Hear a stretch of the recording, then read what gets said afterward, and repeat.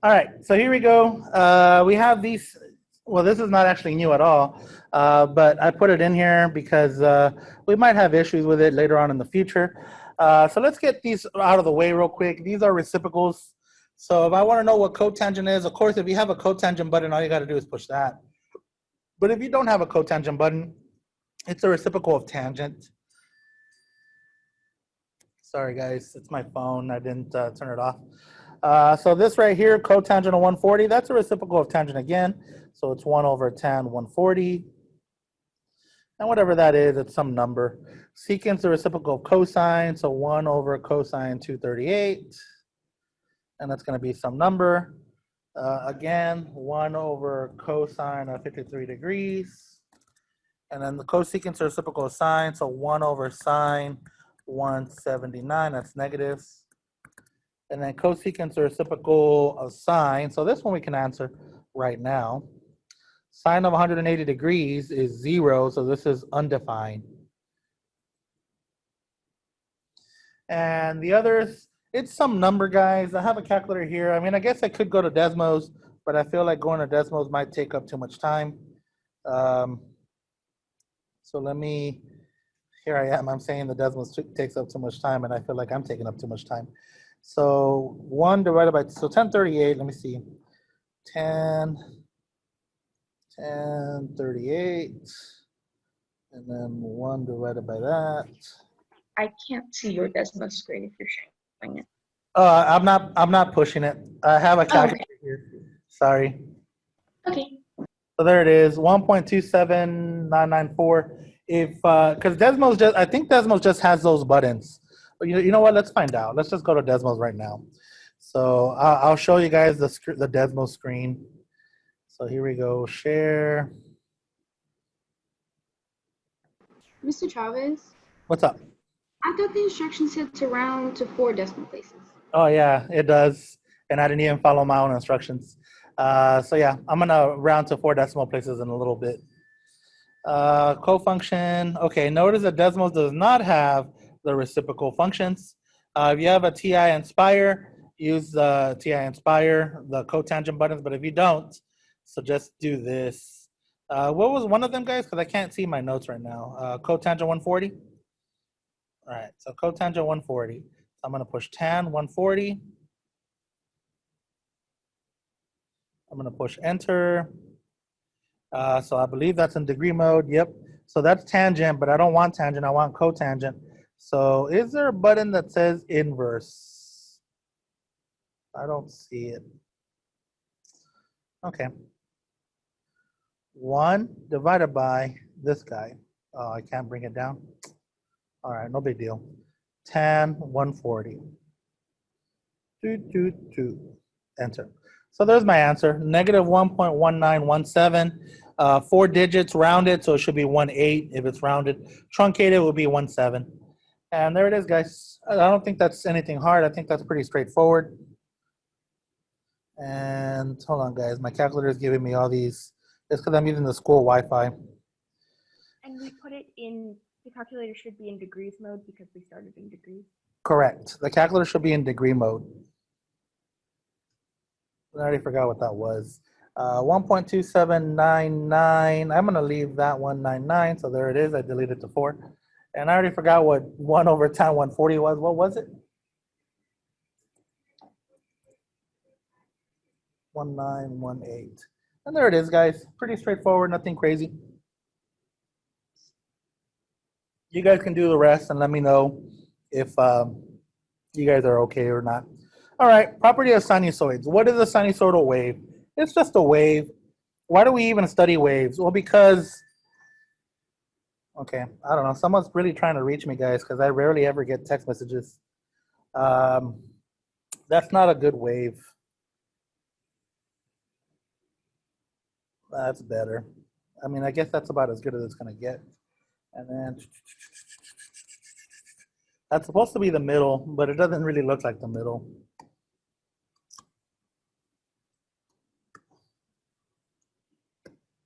Let me draw it one more time. Let's see, right there.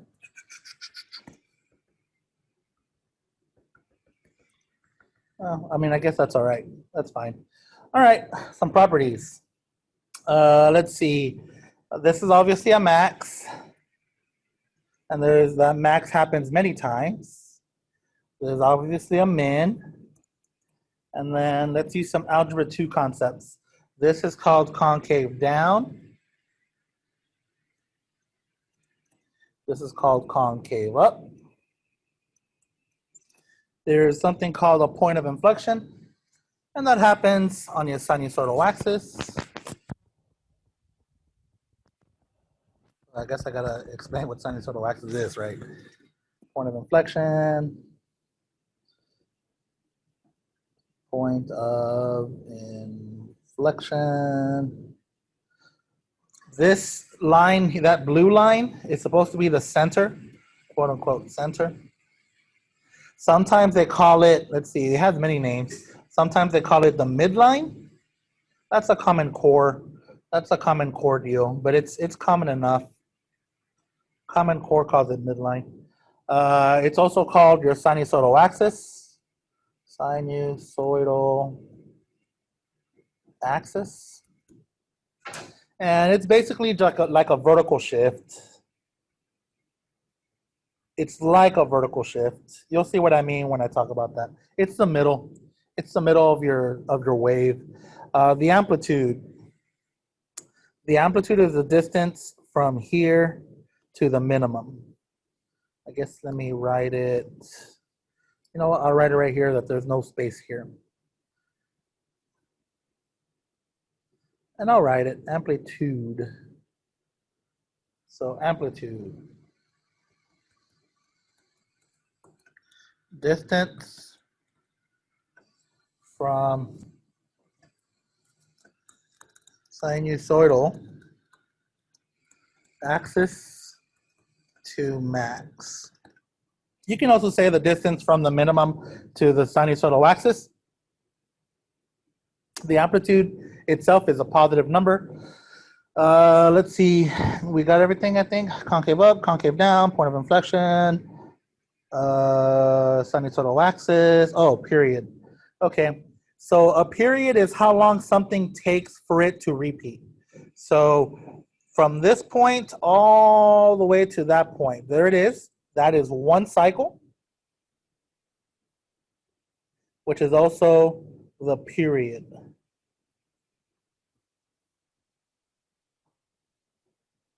So if you have a wave and it has a wave has an infinite many cycles if it just let it keep going over and over and over and over again.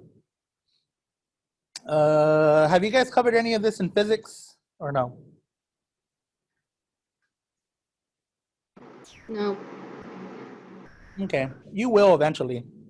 So maybe it's a good thing that we're covering it now. There's something called frequency, but we'll get to it when we start doing application problems because there's no use in talking about it now. I think we're good. Am I missing anything? I mean, I think we're good. If I'm missing something, we'll come back to it.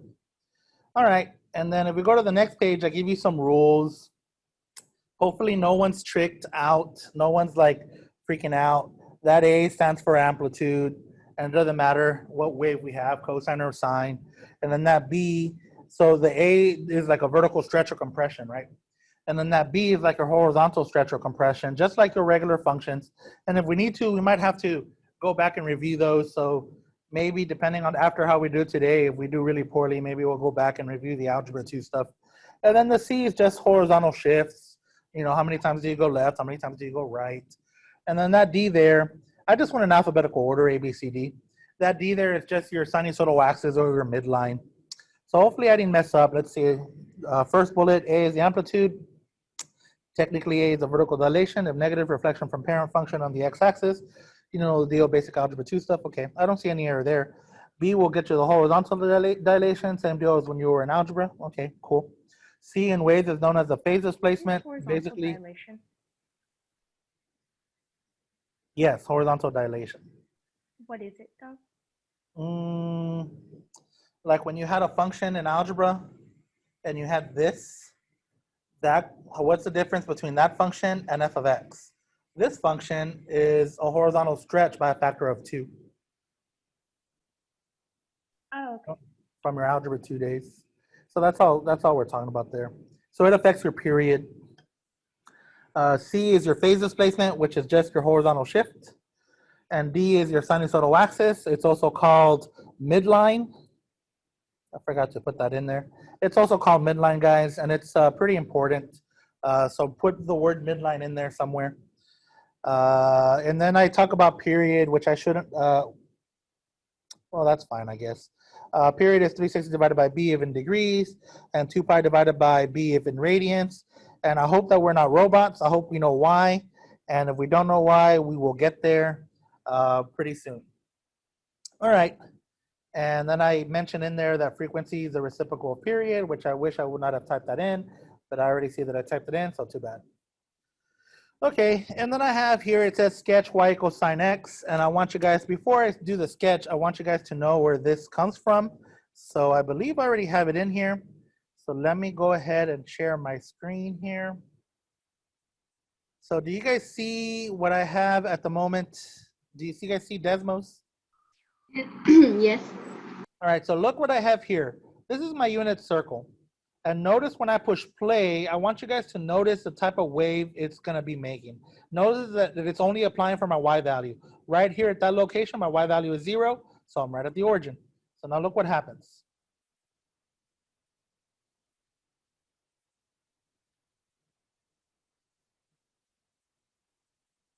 It makes a wave, guys.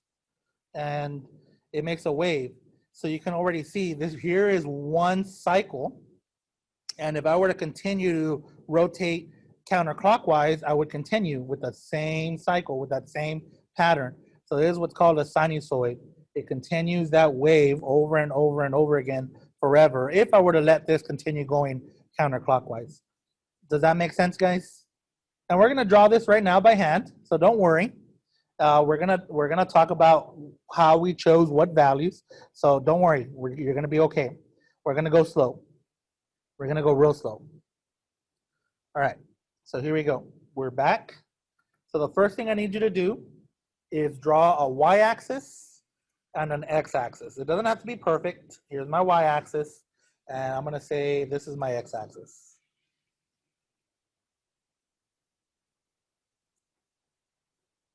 Okay, so do that. Don't worry, I'll give you guys time.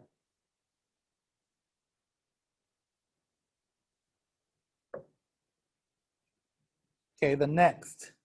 The biggest sine x will ever be is 1. So exaggerate the 1. I'm going to say 1's right there. And then the smallest that sine x will ever be is -1. So I'm going to say -1 is right there. Try to make it symmetrical about the x-axis. And then I'm just going to go. Okay, I'm say it again. Why is that? Like, why, Oh, why would it never be one? because sine x is only between 1 and -1 on the unit circle. Sine at pi over 2 is 1, and sine of 3 pi over 2 is -1, and I am not outside that bound. Oh, so these are all like on the unit circle. Correct. I'm deriving this from the unit circle. So when you put a 1 and a -1, you can go ahead and just do a dashed line to indicate that that's your maximum, and there's your minimum.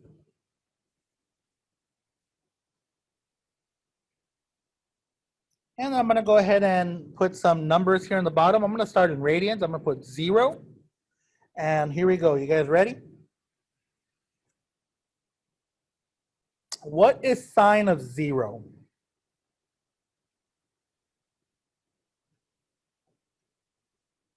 What do you think sine 0 is?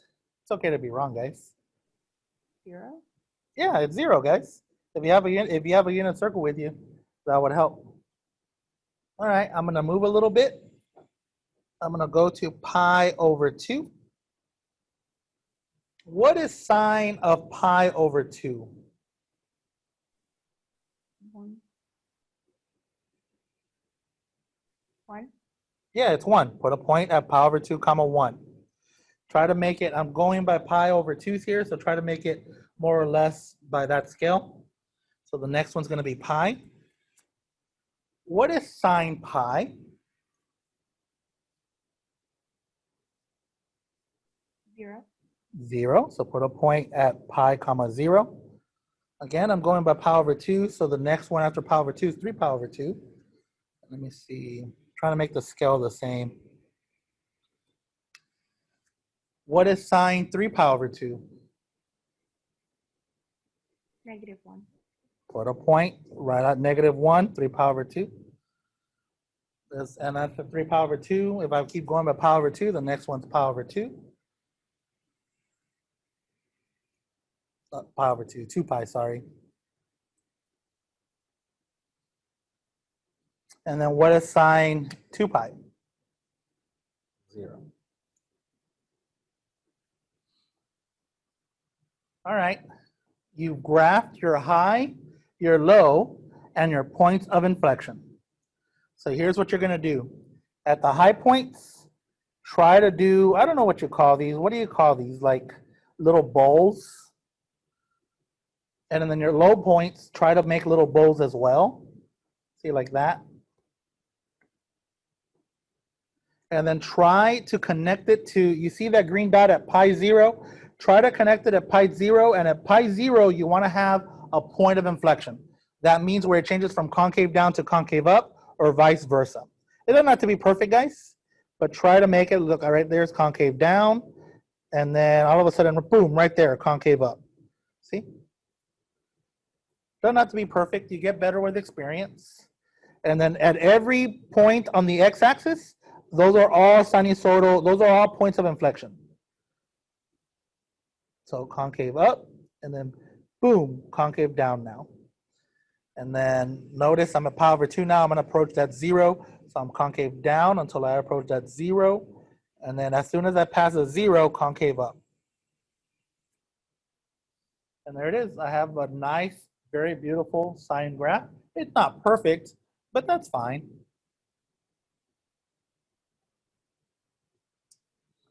If someone told me, no one's telling me, but if someone told me, where's pi over 4 and what's the value? Pi over 4 is in the middle between pi over 2 and, between 0 and pi over 2. So pi over 4 is like right there. And if they asked, what's that value? Well, that value is pi over 4 comma square root of 2 over 2. Because remember, sine of pi over 4 is square root of 2 over 2. Correctly? Correct, guys? Yes. And it's halfway. Yeah, I think someone was saying half. It's halfway between 0 and pi over 2. If someone said, where's 3 pi over 4? 3 pi over 4 is halfway between pi over 2 and pi. So I'm going to say right there somewhere. And it should be the same y value. So there it is, symmetric. And that would be 3 pi over 4 comma square root of 2 over 2. So basically you're just like, this is odd, but like unfolding the unit circle, like you're laying it all out. Correct. All I'm doing is I'm just going by radian comma y value, because this is y equals sine x.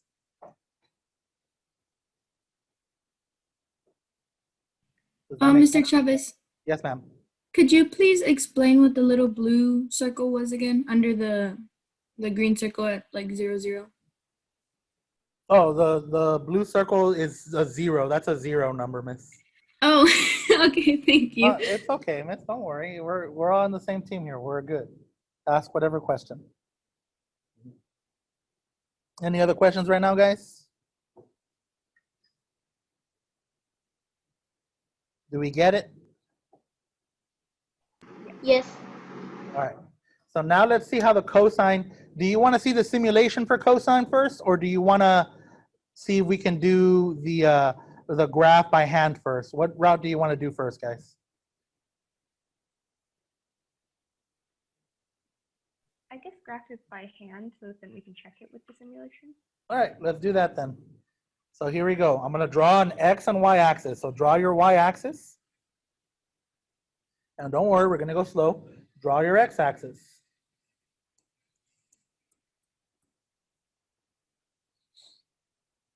Again, just like sine, I know that cosine, the biggest cosine x can be, because it's a unit circle, is 1.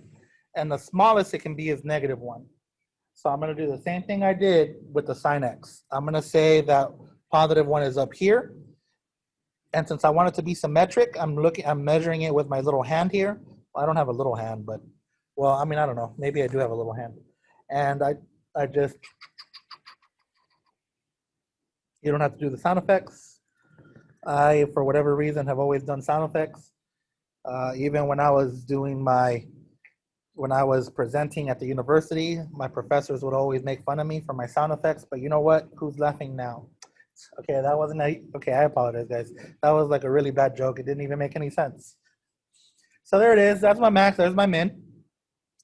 And I'm going to try to scale it the same way that I scaled the sine one, guys. I'm going to try. I'm not sure if I'm going to be successful here. So I guess let me do the 0 there first. And I guess let me see how I scaled it. So here's pi over 2. Pi over 2. And then here's pi. And then here is 3 pi over 2. And then 2 pi. I know we don't have a grid, but try more or less to make it the same scale by pi over 2s here. Okay, I think we're ready now, guys. And I'm gonna go slow. And you guys are gonna tell me. So if you have a unit circle with you, right now is a good time to be looking at it. You guys ready? Yes. All right, cosine of 0. Tell me what cosine of 0 is. 1. 1. So go to 0, 1, and put a point. Cosine of pi over 2. Tell me what cosine of pi over 2 is. 0. So go to pi over 2 and put a point at pi over 2, 0. Cosine pi. What is cosine pi? -1. So go to pi and go put a point at -1. So pi -1. Cosine 3 pi over 2. It's 0. So go to 3 pi over 2 and put a point at 3 pi over 2, 0. And then finally, we're back at cosine 2 pi. 1. 1. Perfect. So there you go. You got all your green dots. It doesn't have to be green, whatever color you decided to do. So on the maximums, remember on the max and mins, we try to put little bowls. Try to make the bowls, try to face that point of inflection there. So here I am. I'm trying to put little bowls here.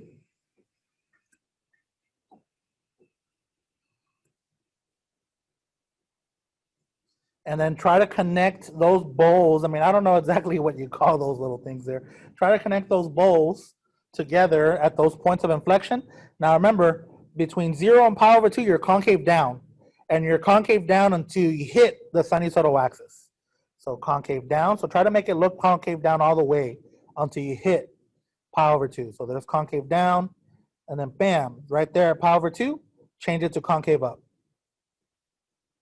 And there it is. It looks pretty good to me. It looks like the very first one, it did change from concave down to concave up at pi over 2. So now I continue. Go from pi to 3 pi over 2. From pi to 3 pi over 2 should be concave up, and it does not change concavity until 3 pi over 2. So try to make it, stretch it out.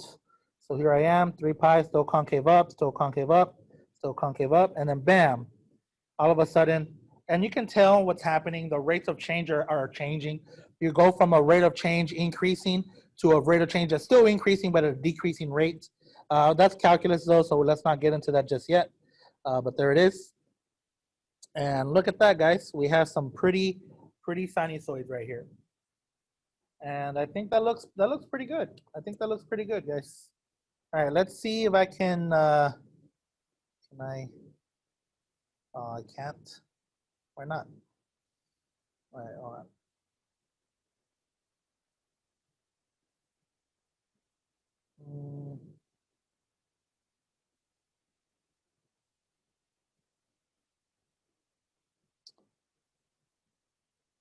There we go. So check it out. Here is how the cosine graph looks. And can you guys see can you guys see the Desmos or no? No. No? Okay. No. I think it's that one. Okay, can you guys see my arrow and the Desmos now or no? Yes. Okay, so here it is. Notice that at my starting position, when it's 0, I'm already graphing a point way up here at 1. And it doesn't say 1, but trust me, that's 1. Excuse me. So I'm going to push play. Look what happens. Bam. Which is exactly what we graphed, guys. Now, if we were to let it go, now this is going counterclockwise and it's going clockwise. Oh man, I didn't mean to do that. There we go.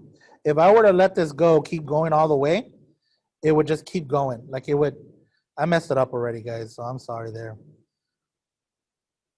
Hold on, let me see if I can get it.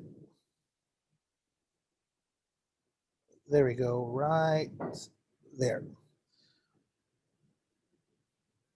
If this were to keep going counterclockwise, this would keep going with the same pattern over and over. Cool or not cool, guys? Very cool. I think so. I think it's very cool too. Hold on, I'm getting all these warning messages because I don't want to accept the certificate from the school. No. All right, there we go. All right, let's go back. All right, so now let's see if we can graph. So there it is. That's it. That's all you got to know. Well, there's more to it than that, but depending on how we do today, that will determine how detailed our next notes are going to be.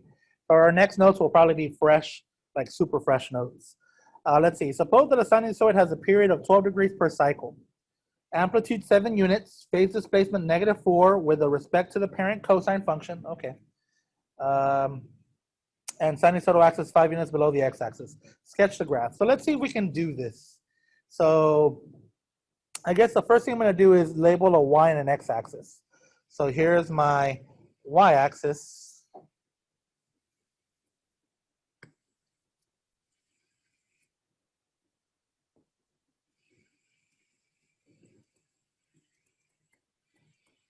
And let's see, where am I going to, and it says sinusoidal axis 5 units below, and what's my amplitude? 7. Okay, so I'm going to put my x-axis right here. There's the x-axis, there's the y-axis. And I didn't do a good job. I should be labeling my axis. All right, you guys ready? The first thing I do, the first thing that I should look at is your sinusoidal axis. It says here that the sinusoidal axis is 5 units below the x-axis. So I'm going to call this 5 units below.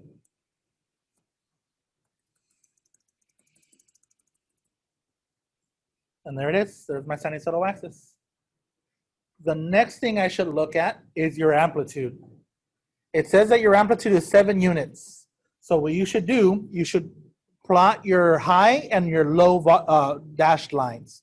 So if I go 7 units up, it's not going to go higher than 2 because -5 plus 7 is 2. So I'm going to say 2 is like right here. And I'm going to go.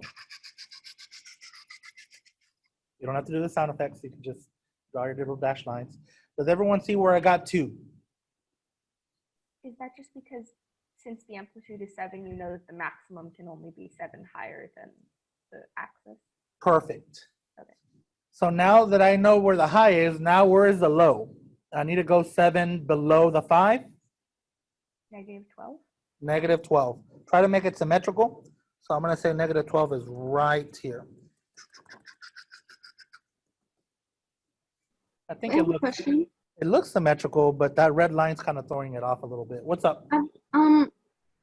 Why do we put 12 at the bottom?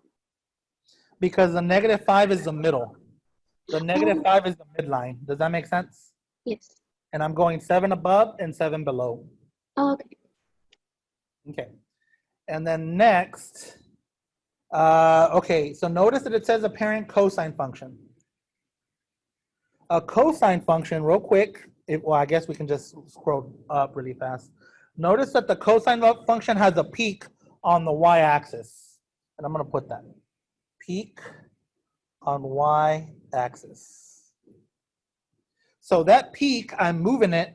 What did it say there? How many times am I going to move it? 4. 4 to the left, because it says -4. Do you guys see that? Yes. Okay, so that's here what it the is. phase displacement means. Perfect. Phase displacement is like horizontal shift.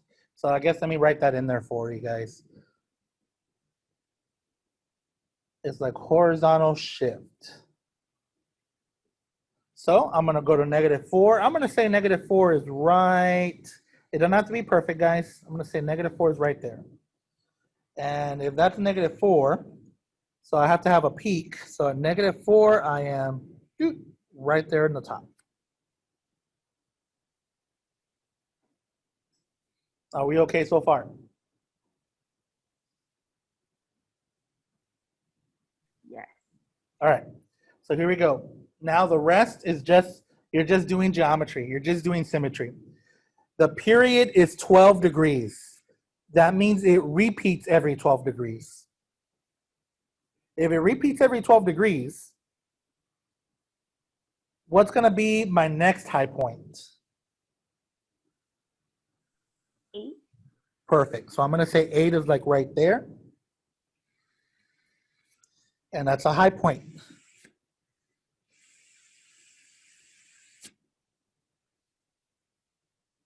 You see what I did there? Do you guys see what we did there, guys? Yes. Okay. We're going to go another 12. So what's another 12? It's 12 plus 8. 20. So go to 20. Try to make it symmetrical, guys, like meaning the same. So 20 is going to be somewhere like right there. And I have another high point.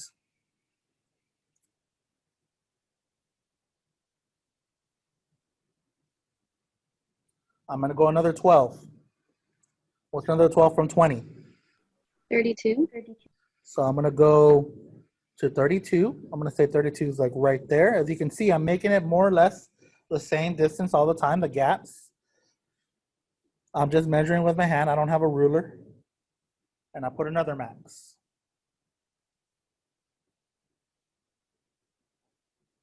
Okay, so right now you should have 4 maxes.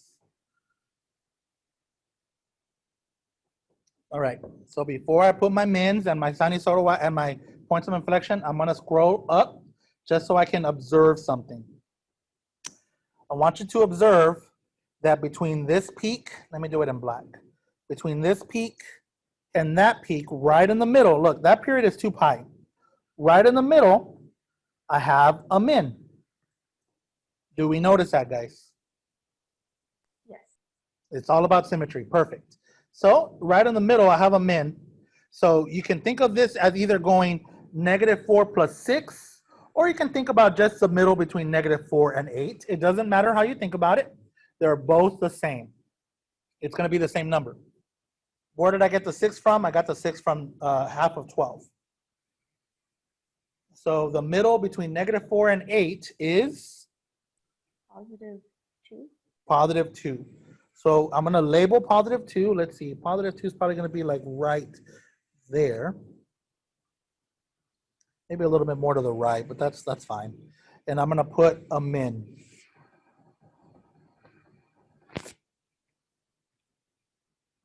You guys see what I did there? Yes. And then from there, you can actually just continue with the 12. What is 12 plus 2? Not everyone at the same time. 14. 14. So go to 14 and put a point on the minimum.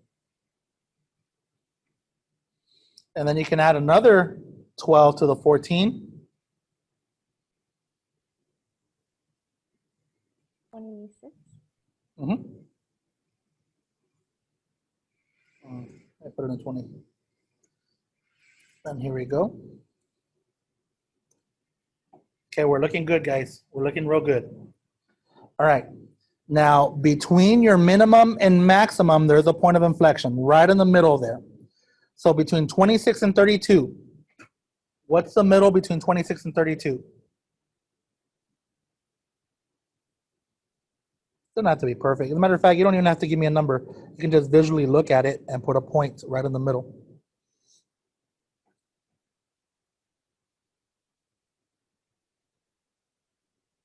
Do you see how we did it there, guys? Look, just look at between 20 and 26. At 20, you have a high. At 26, you have a low.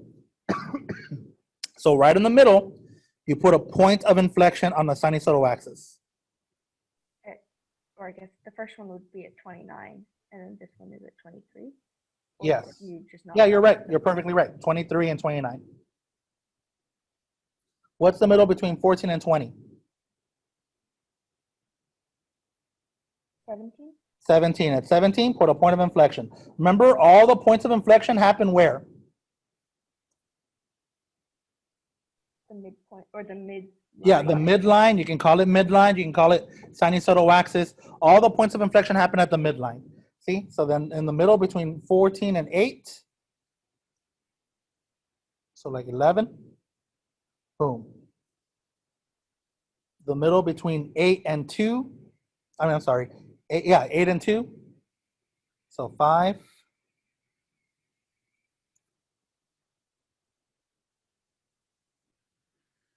The middle between -4 and 2, so like -1.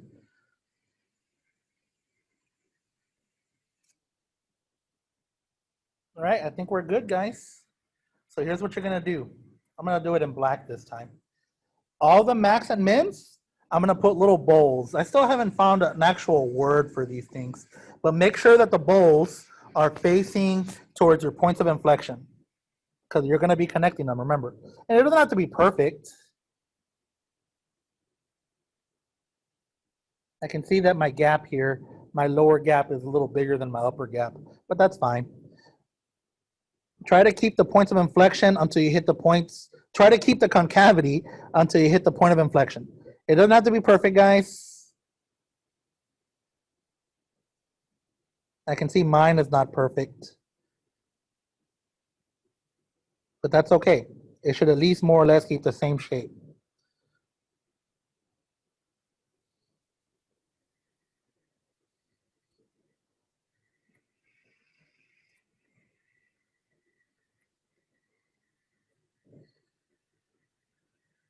And there it is, guys. You just drew your first full complete sinusoid by hand. Congratulations. You should give yourself a round of applause.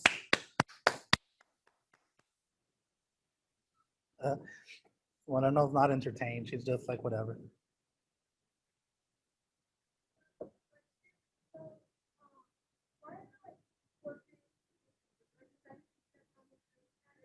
Yeah, that's just, so she asked me, why do I have 4 cycles?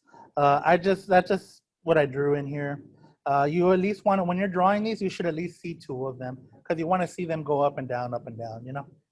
If you just see 1 cycle, it's not much. It's not like a lot of fun, unless you're doing like contextual problems. When it's high tide, when it's low tide, stuff like that. Do we have to start at the what? For cosine, yes, because they told us it was a parent cosine function.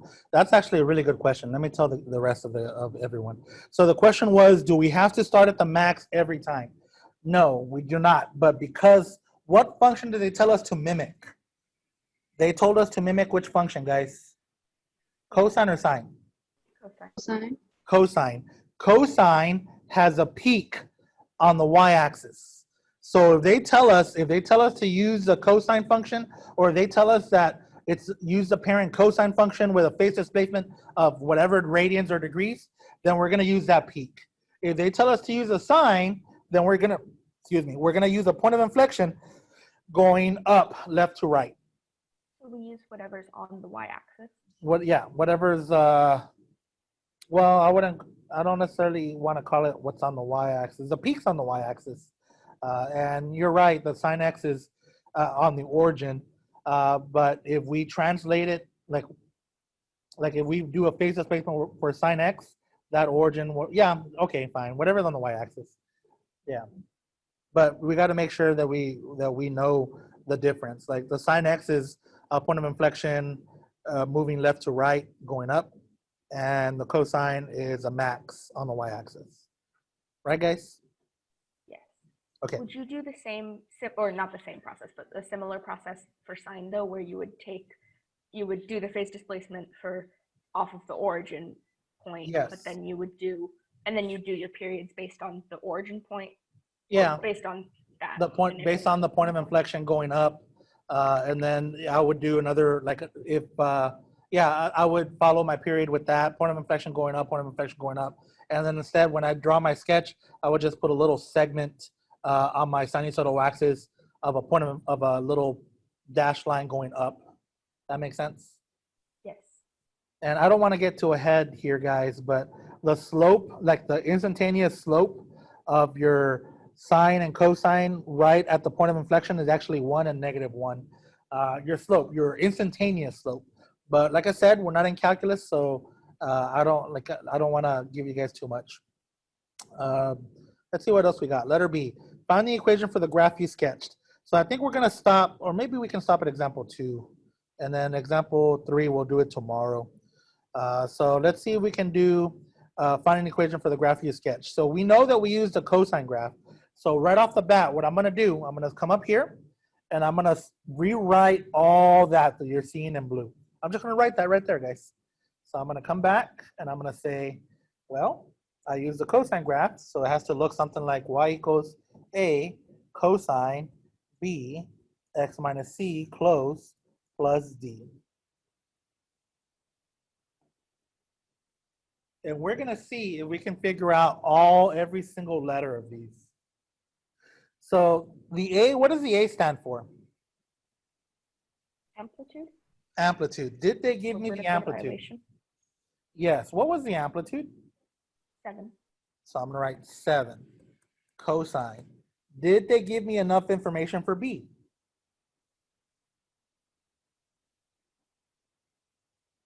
I don't know, Chavez. How do we calculate B? B is the horizontal stretch or compression. Correct. And if you want to put a formula, come up here to this right here, guys, and you can say this. If you're in degrees, B is going to be 360 divided by period. And if you're in radians, B is going to be 2 pi divided by period. Now, I don't want you guys to become robots. So let me show you what they're doing or how so if you want to, okay, first let's use the formula, and then I'm going to talk to you about how they did it. So the period on this is what? 12? All right. So 360 divided by 12 will give me the B. And let me see, I have a calculator here to my side. 360 divided by 12, and I get 30. And does the absolute value, like, is that a necessary part of it? Like, would there occasionally be things that it would have to be absolute value versus just B? No, it doesn't. The absolute value doesn't matter. I mean, it does. Man, what a bad math teacher am I. It does matter, but for what we're doing right now, for the purposes of logic, for what we're trying to explain right now, it doesn't. Okay. Don't worry, I'm going to explain it right now. All right, guys. So if I were to graph this in degree mode on Desmos, and if I were to just say cosine 7 cosine x or theta, Desmos would have graphed this, where this is 0 degrees and this is 360 degrees. Now, if I do this, and of course the high is a 7 and the low is a -7. Right now I don't have a sinusoidal axis, or the sinusoidal axis is 0. Now, if I were to do this, what I'm saying is that, you see how I put a 30 there? What I'm saying is that my horizontal dilation has reduced by 1/30. Let me see, how do I say this? Has compressed by 1/30. And in case you don't understand, like Chavez, I don't understand anything you're talking about.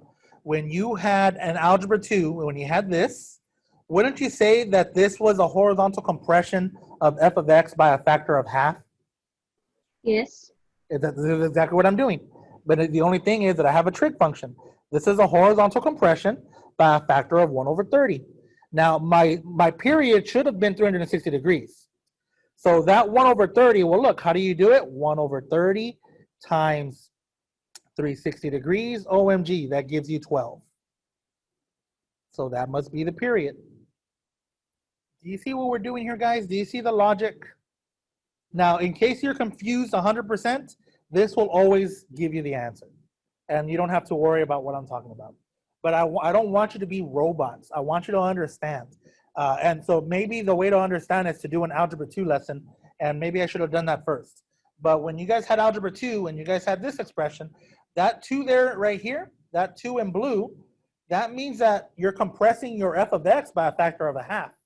So that's the same thing I'm doing here. I'm compressing my cosine function by a factor of 1 over 30.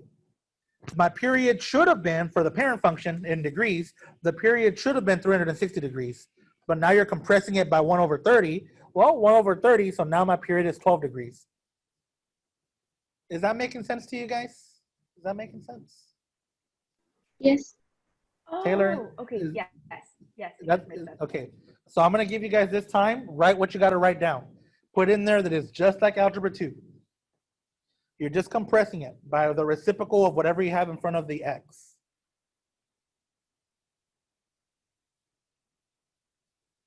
And I'm going to upload this video, so don't worry. You'll have access to the video.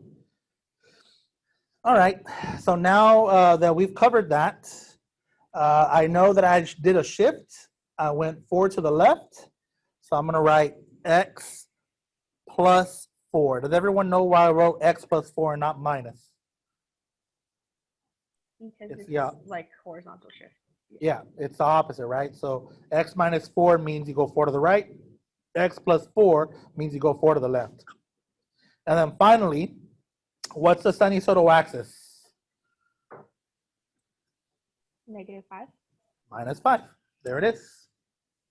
We just came up with an equation, guys. All right. Let's see if Desmos agrees with us. So we're going to open up Desmos. Let me share my Google screen here. And let's go to Desmos. And I want a graphing calculator. And our number one mistake is that we forget that we're in degree mode. So you see, you got to click on settings and you got to put degrees. So there it is. Now I'm in degree mode. So I'm going to type my equation.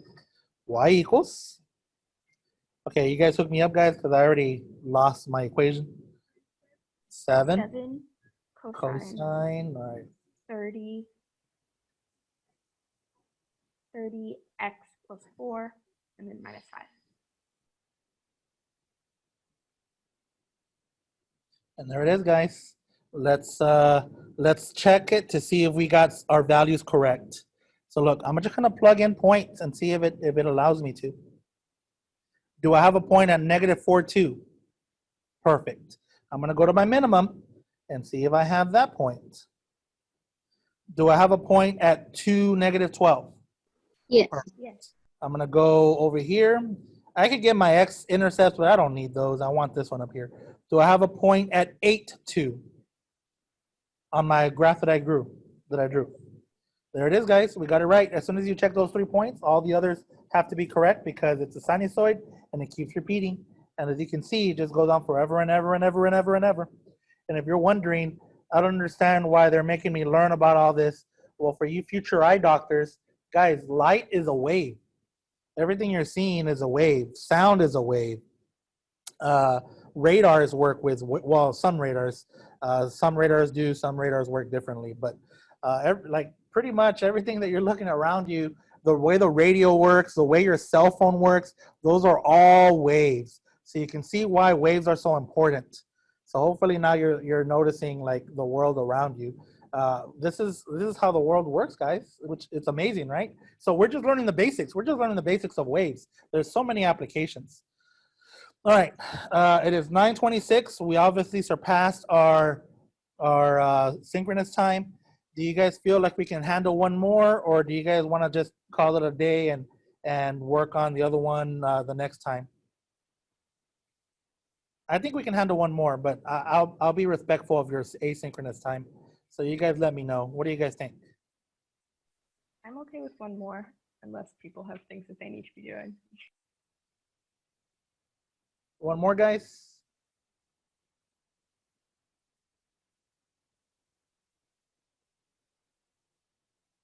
All right, let's do one more, guys. And we'll call it a day after this. All right, example 2, it says for the sinusoid below, give the period, frequency, amplitude. All right, you know what? Let's cut out the frequency because we don't really need it right now. Give the period, amplitude, phase displacement, and sinusoidal axis location. The frequency is just the reciprocal of the period. That's all you got to know. But, you know, I want to use the frequency for an actual question, like a real legit type of question, like what's the frequency of bats or something. So anyways, let's just continue with this. All right, so they want to know what the equation of this is. So I'll make a note, and I notice that they give me a peak, and then they give me another peak. So from those two peaks, I can immediately tell what. And look, I'm underlining what I want you guys to look at. I can tell what my what is. The period. The period, perfect. Do you want to work with radians or degrees? It does not matter to me. Degrees. Degrees? All right, fine. Degrees it is. So the period is 20 degrees. How do we get If it 20 were in degrees? radians, what would it be? Well, the period will still be 20, but my equation will probably have a pi in it for the b, the 2 pi divided by period. So the 20 degrees came from 23 minus 3. So that's where the 20 degrees came from. Everyone okay? Yes. All right, next. I think what I want to do next is I want to find the middle. So how do you find the middle? How do you find the sinusoidal axis? They give you a max and they give you a min. How would you find the middle of anything? Add them and divide by 2. By 2, yeah. So I'm going to put the word midline because I haven't used it enough. So I'm going to say midline equals 56 plus a negative 38, whatever that is, divided by 2. So I take my little calculator, 56 plus negative 38. I'm going to divide that by 2, and I get 9. 9 is in the middle. So let's see, does this go by 5? 5, 10, 15, 20, 25. No, it's going by 10. 10, 20, 30, 40, 50. So 9 is like right there. Oh man, I try not to touch the 10 line, but that's fine. All right, now how do I find my amplitude?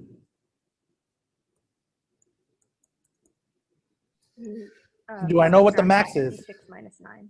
Perfect. What is 56 minus 9?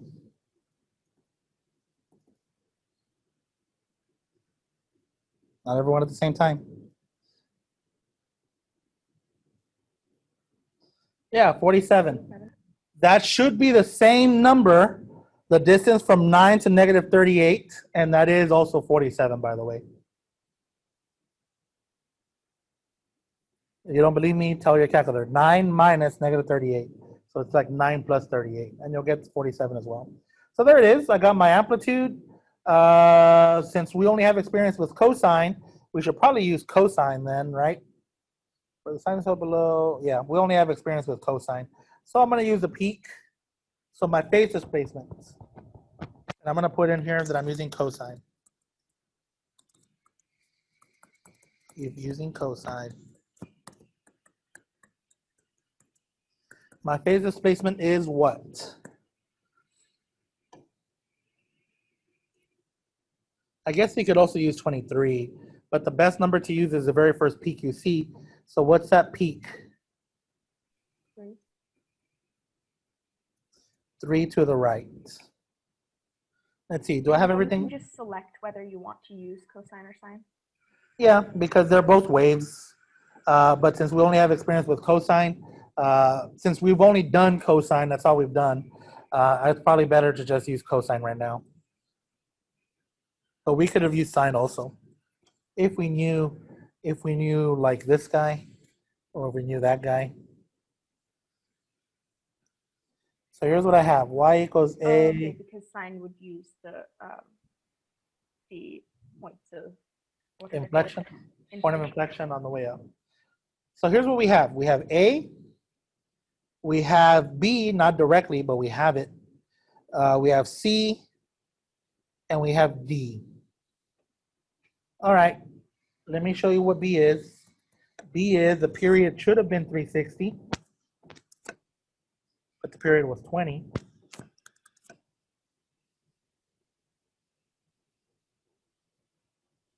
So that's 18. So here we go, guys. Y equals 47 cosine 18 x minus 3, close, close, plus 9. And let's check it. Hold on. Don't worry. We're almost done, guys. We just got to check it. Let's check it to see if we're correct. So let's go to Desmos. And let me share my screen here. Actually, I could have done this one right here. And I'm going to type it in. So give me the equation, guys. Y equals what? 47 cosine 18 x minus 3 plus 9. All right, let's see if we got it right, guys. Did they? Let's zoom in. They gave me a high of 356. Is that a 356? And then did they give me a low of 13, negative 38? There you go. We got it right, guys. Let me do one more high. 23, 56. Perfect.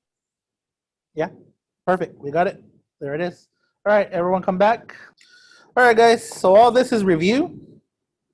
I'll make sure to upload the video today. This is everything we talked about on Monday. And we did all this. And for the most part, you guys were pretty good. You guys understood horizontal dilation and compression and period and amplitude and frequency and midline and sinusoidal axis and phase displacement. So I think you guys are good on all that. So now we need to talk about these three problems, example 3 and example 4, or example 3A and B. So we're going to do them. I think we're going to do letter B first because we already have experience with cosine. So let's go ahead. Let's see what they want. Example 3. Find the period, amplitude, phase displacement, and sinusoidal axis. That's just midline. Use this information to sketch a graph. You may use your calculator to check your answer. Or you may use Desmos, I guess. Let's change the calculator word to Desmos. Okay. So here we go. I'm doing letter B first. Chavez, why are we doing letter B first?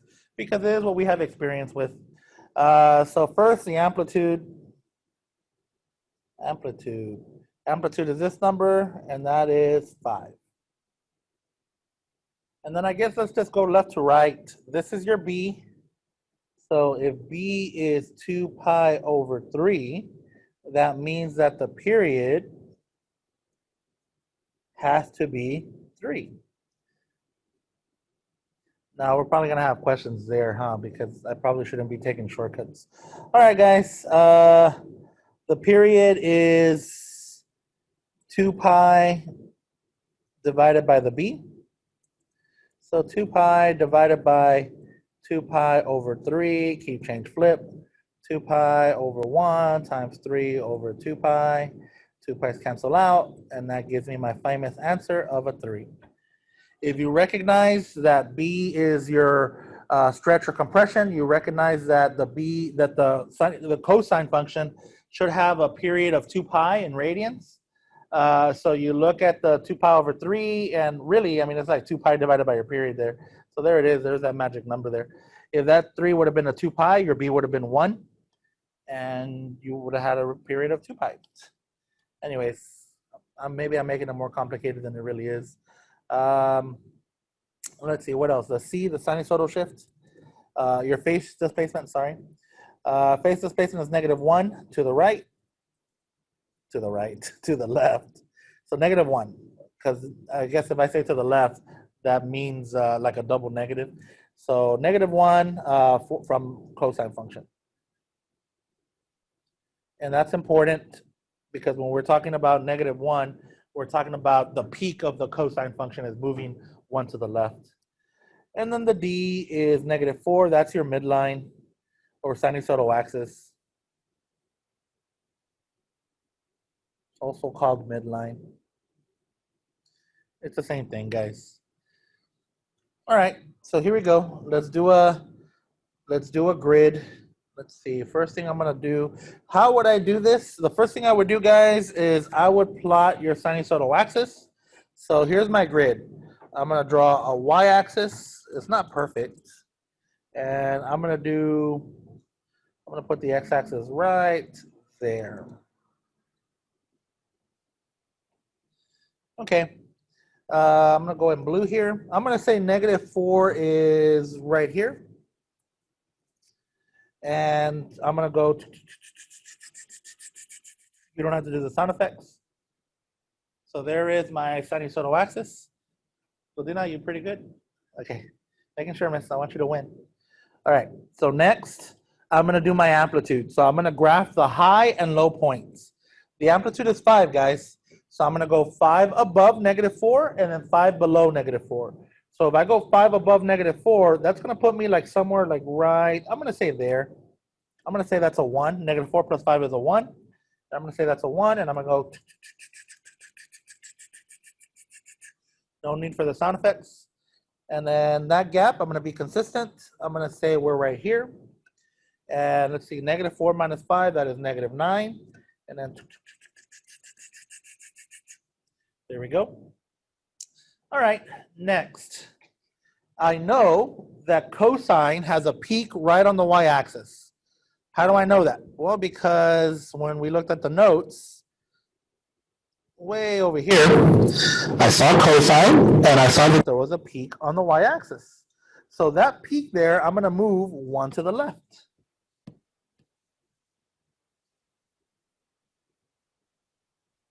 So here we go. I'm gonna move it 1 to the left. So I'm gonna say 1 is like, right there. And there's my point. I know the period is 3. So I know, let me see, 1, 2. So I'm gonna try to make my grid as consistent as I can.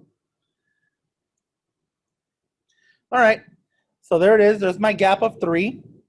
So I know that every 3, I have another high point. So at 2, I have a point at 2, 1. So put a point there. I know that at 5, let me see if I can continue with that gap. I know that at 5, I have another high point. Let's do another, let's see, let's go to 5, 6, 7, 8. Let's go to 8. And another high point. Let's go to 11.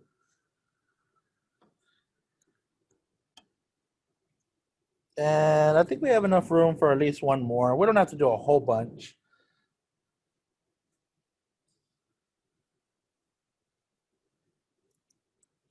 $14. Okay. You okay? All right. Okay. Virtual class, are you guys okay, guys? Yes. All right. Oh, look, you guys sounded more awake that time. That's good. I'm happy that math wakes you guys up. So no one's asleep. That's a good thing. All right. Sorry, guys. I had to take a dosage of caffeine real quick. Okay. Now, in between your peaks, in between the peak here at -1 and the peak here at 2, I have a minimum. So I'm going to go all the way. Oh, man, I should have made those gaps larger so I wouldn't have skinny graphs. Oh, well, that's okay, guys. We're just going to have very skinny sinusoids, a very skinny wave here. So in the middle, let's see, the middle is going to be at 0.5.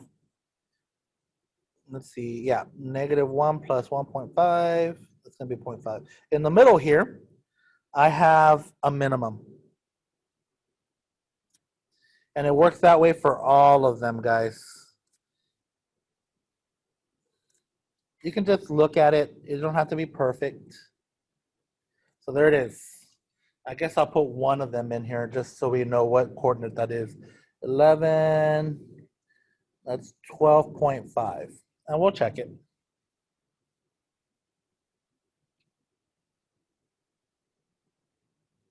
We're okay so far, guys? All right. Now, in between the in-betweens, if that makes sense, it's a play on words there. In between the in-between, so in between 12.5 and 14, I have a point of inflection. So in between 12.5 and 14, put a point of inflection right smack in the middle there. In between 11 and 12.5, you have another point of inflection. Boom. So do that for all of them. In between your high and low, put a point of inflection on the sinusoidal axis.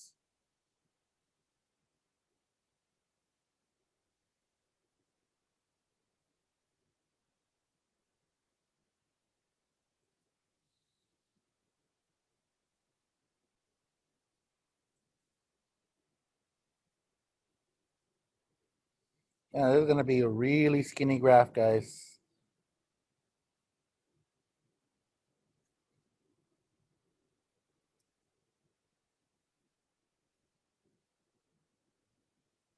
If we're wondering where that point of inflection is, that's so close to the y-axis, it's at negative 0.25. Hold on, let me check. That's 0.5, 1.5, 2. Yeah, negative point. If I did it right. All right, and it doesn't have to be perfect. All right, guys, we're ready now. And here we go. And I would make your bowls very thin. Aim them towards the point of inflection like this. Let's see. Man, this one's a little off there.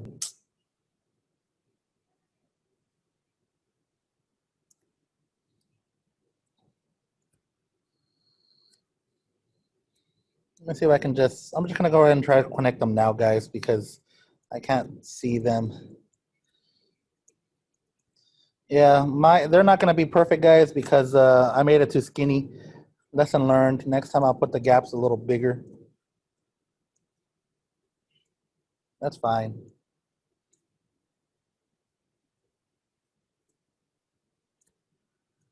It's supposed to be changing points of inflection at the sinusoidal axis. It's supposed to be changing from concave up to concave down.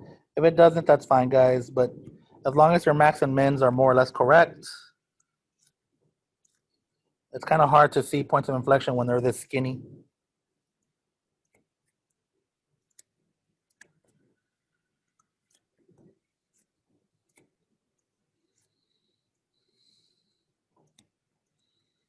And there it is, guys. Yay, that was kind of tough.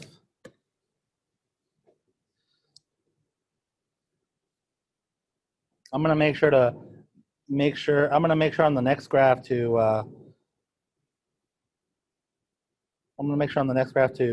make my x-axis a little bigger, to make it a little wider. All right, let's check it, guys. I'm gonna go to Desmos, and we're gonna see if it's correct. So share, Desmos,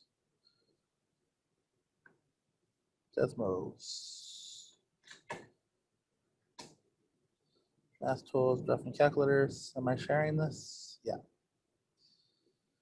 All right, what was the equation already? I already forgot. 5 cosine 5 cosine 2 pi over 3 2 pi over 3 x plus 1 minus 4. Oh.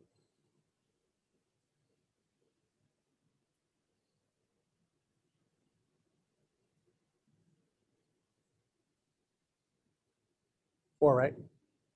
All right, so there it is. I'm in radians, and let's test it. Let's put, you know what was my sinusoidal axis? I already forgot it. Y equals what?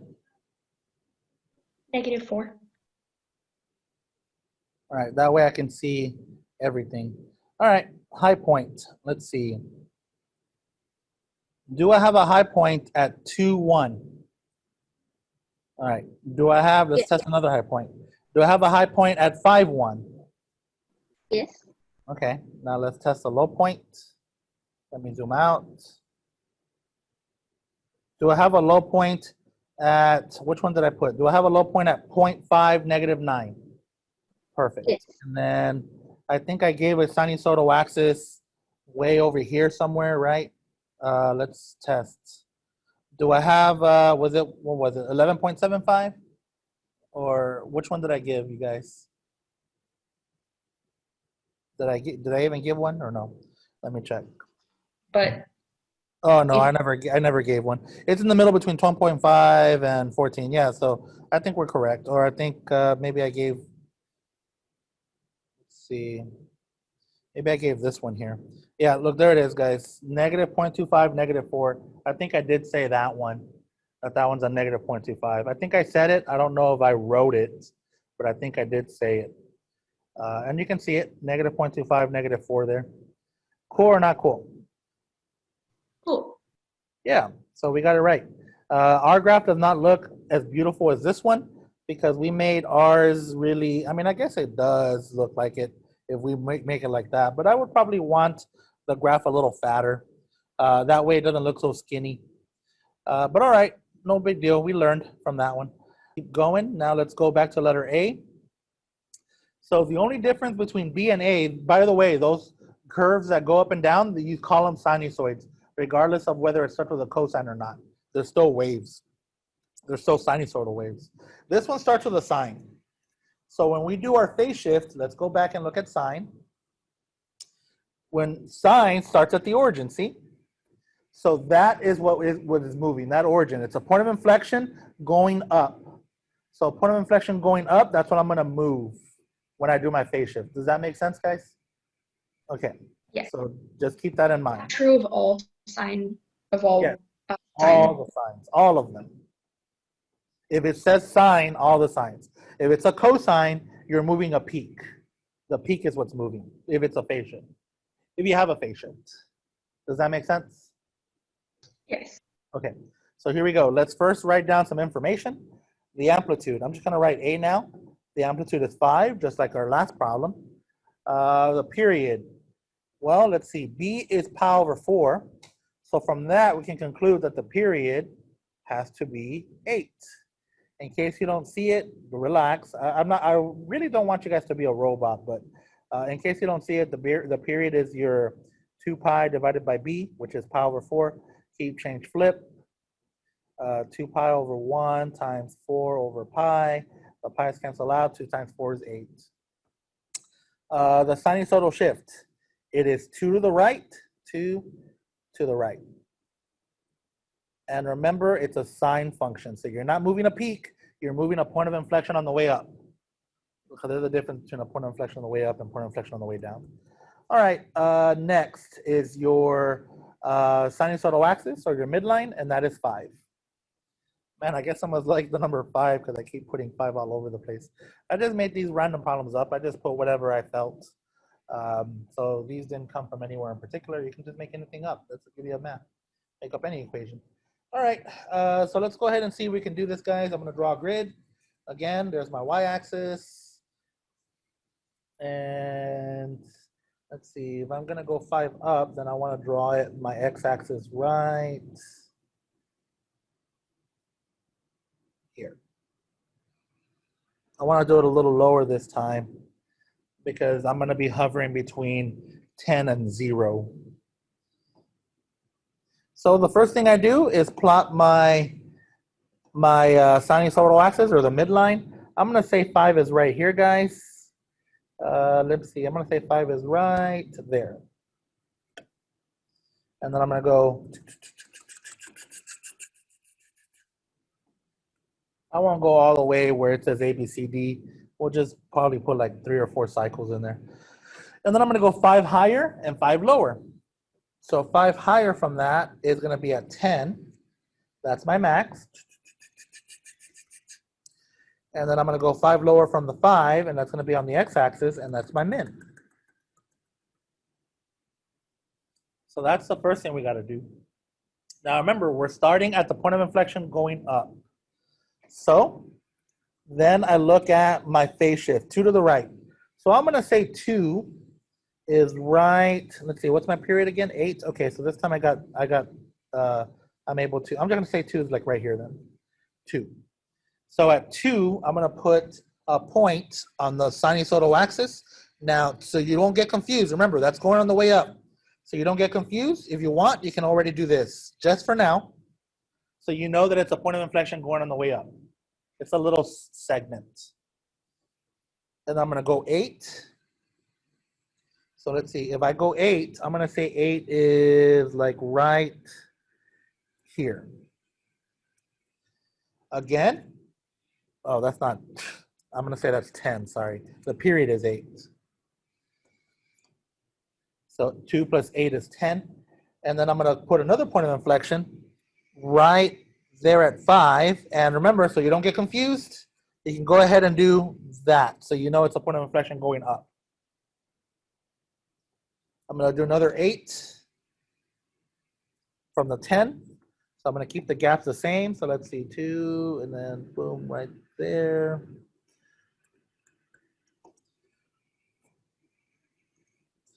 And here we go. And there it is. And then so you don't get confused, point of inflection going up.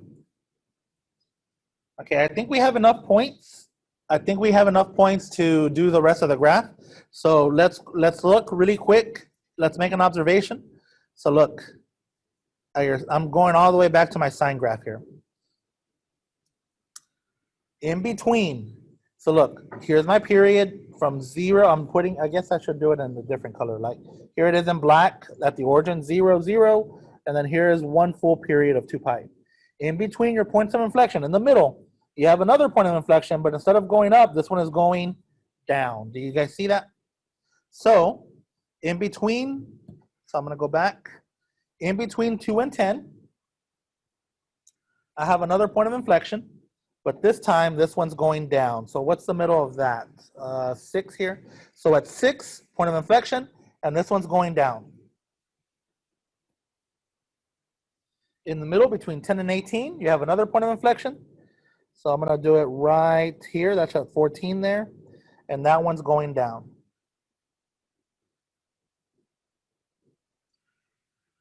So let me put these in here so we can know. 6 and 14. Are we still okay, guys? Okay, and look how easy it is now to draw. In between 2 and 6, look, at 2 it's going up, at 6 it's going down. In between 2 and 6, I have a max. So in the middle of 2 and 6, what's that? 6, 7, 8, at 4? So at 4, put a point on the maximum. So that happens at 4, guys. We'll put this one in here so we can reference it. Do you see how we did it? In between 6 and 10, look, at 6 it's going down, at 10 it's going back up. In between 6 and 10, put a minimum. It's gonna be right on the x-axis. See? In between 10 and 14, which is at 12, put a maximum. In between 14 and 18, put a minimum. There we go. We're ready now, guys. On the max and mins, put little bowls, aim them towards the points of inflection. And if you have to, you can fix your little segments. And now let's connect everything.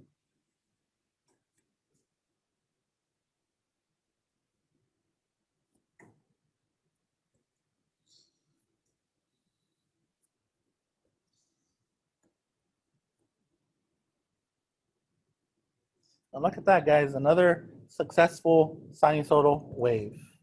It's not perfect because I can see that my points of inflection are not like super crisp, but that's fine. We got the gist of it. Mr. Chavez, What's up? so between sine and cosine, sine, the periods are inflections, but in cosine, they're like max and mins? No, you can use whatever you want for periods. Look, check it out. If I use max, the period just means how often it takes to repeat. I can say, look, I have a peak at 4 and I have another peak at 12. And the difference between 4 and 12, that is 8. So I don't have to use points of inflection to find my periods for sine all the time. It just depends what I'm given. Now to graph sine, because I know that sine starts at the origin, I use a point of inflection going up, like to start, because this tells me I have a shift 2 to the right. So I shift 2 to the right with a point of inflection, because it's like taking this graph, it's like taking the parent function. Where are you? It's like taking this graph right here and just moving it 2 to the right. And because I know that it starts at the origin there, that it starts right there, I move it 2 to the right. See, because I don't know where the peak starts for sine. Like it's, I mean, I do know, but we don't know. So it's easy to just move it from the origin. And then for cosine, we know, regardless of whether we're degrees or radians, we know that at 0, you have a peak. So all we did was, what are we referencing? If it's a sine graph, we reference the point of inflection going up, and that's what we move 2 times to the right.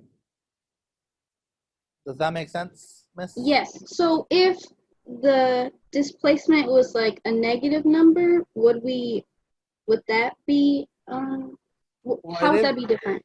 Well, this is, if the displacement was a negative number, this would have been a plus.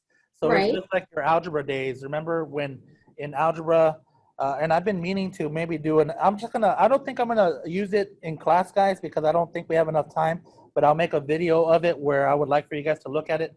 In algebra, whenever you had this, that's a horizontal shift 3 to the left, because it's like saying f of x minus a negative 3. See? Well, yes. I mean, like when graphing it on the sine graph, because you're saying because it's 2 to the right, that's why we started at a point of inflection. I mean, like if it was, like say -3, how would we graph? Would it be the same thing? It would be a point of inflection? Yes. If it's a Okay. sine graph, yes. Okay. And if it says x minus 3, it would be 3 to the right. Point of inflection 3 to the right. Okay. Thank you. Going up. You know what I mean? Yes. Okay. Instead Ms. of being Campbell, at, so instead of being at the origin, because the midline is at 5, that's why it's at 5. yes. Well, the midline is like the x-axis of your parent function, sine x. But yeah, we started at 5 because that's our midline.